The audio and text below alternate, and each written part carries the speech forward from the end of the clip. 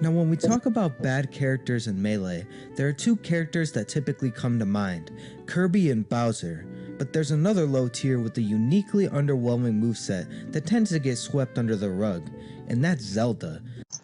Zelda's entire moveset is practical, every single move.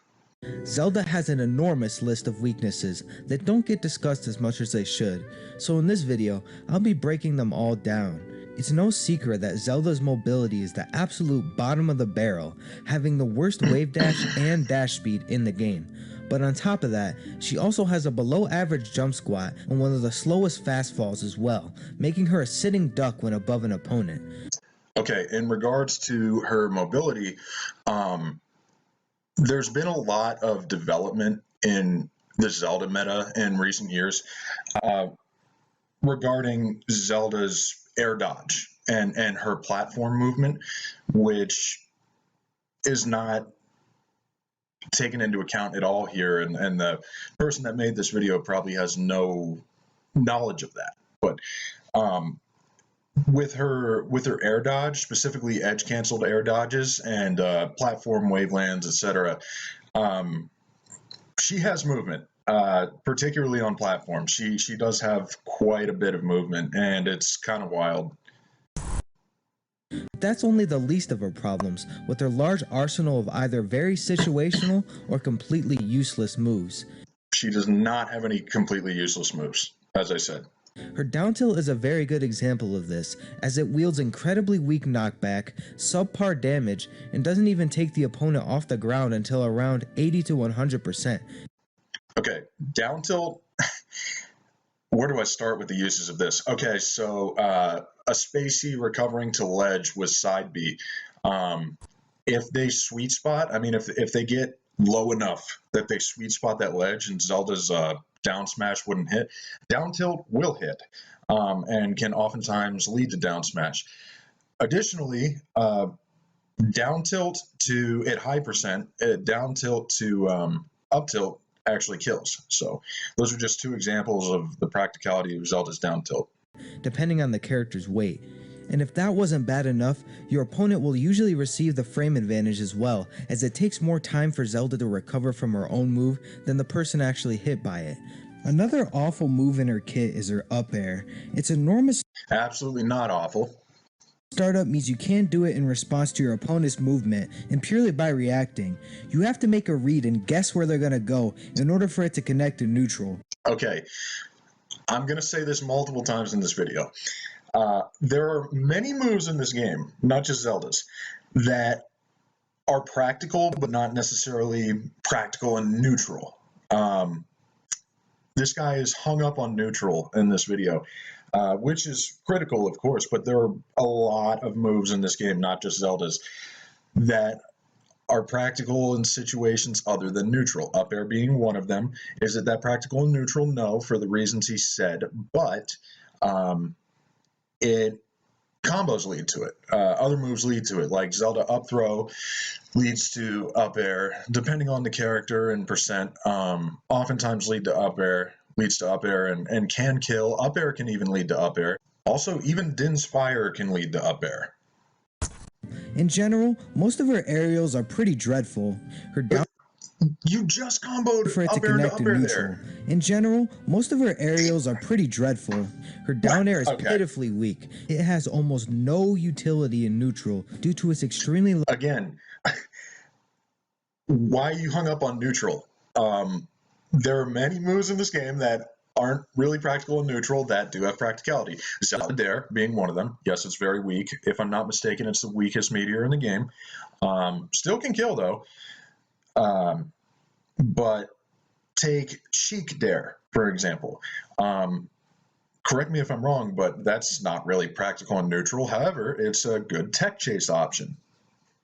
Similarly is Zelda's down air. You can actually platform tech chase with edge cancel down air into fair or bear. Low priority and does so little knockback that it's barely even effective off stage as an edge guarding tool.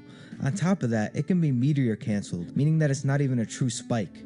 Her combo game is not ideal. Meteor canceled. Above 30%, her up tilt begins to send the Oh my god, dude, you don't know what you're talking about. I'm sorry. Okay. Her combo game is not ideal. Her combo Above game is pretty 30%, good. her up tilt begins to send the And opponent the first thing you talk about is up tilt, which is a kill move, not a combo move. too far horizontally to really follow up, and oftentimes she doesn't have the speed or mobility And you're to doing effectively front hit of tech up chase tilt. Of them. course you're not going to get a Grabbing with combo Zelda off is a that. huge commitment, as it takes 12 whole frames to come out and is extremely punishable by characters with a longer range than her. Her up smash just doesn't function properly, as it's easily escapable and each move doesn't link together as it was originally intended to. Okay. Even if they did, its power is just underwhelming and should definitely kill quite a bit earlier. Dude, up tilt is the kill move, up smash is the combo move. Up smash leads to kick, grab, oftentimes another up smash if they're not STIing it, but up smash virtually always has follow-ups. It's the pretty good combo move. Let's talk about Zelda's specials. Her neutral special is essentially like Fox's Shine, except it takes noticeably longer to come out and you can't jump out of it. It's not like Fox's Shine. It reflects. In fact, it's a stronger reflector. It's 1.5 times knockback. It's very strong. It stays out. It has a lot of startup, but it stays out for a long time.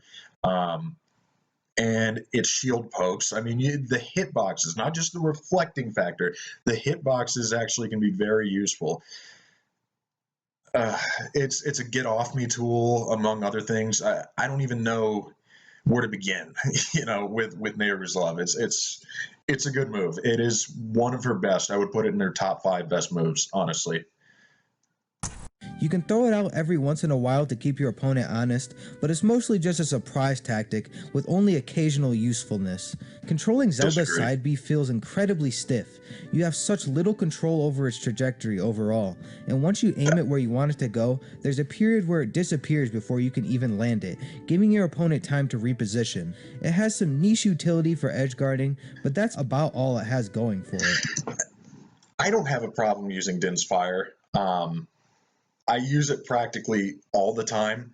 I'm a believer in my mantra in Melee is sometimes optimal is what the opponent doesn't expect, and oftentimes that can include Din's Fire. I have a lot of success with it in tournament, so it's not as bad as you're making it out to be. Like I said, her whole kit is practical.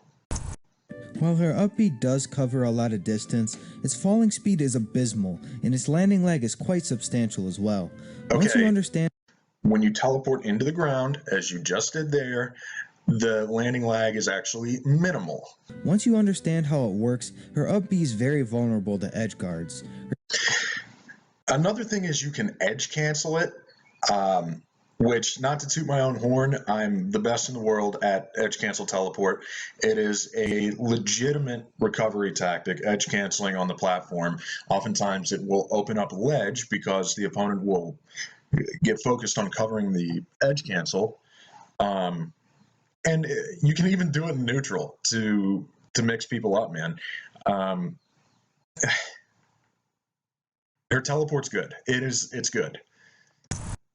Her kit in general is pretty exploitable, but surprisingly, she does have some really good traits that I might touch on in a future video, but sadly, they won't be enough to save her from being an absolute low tier. That's all for today. All you really did with this video is look at numbers. You don't actually know how Zelda plays. I know you're trying to put out content that's entertaining, but this is not a character you are knowledgeable about. So I felt somewhat of a moral obligation to make this video as a devout Zelda main.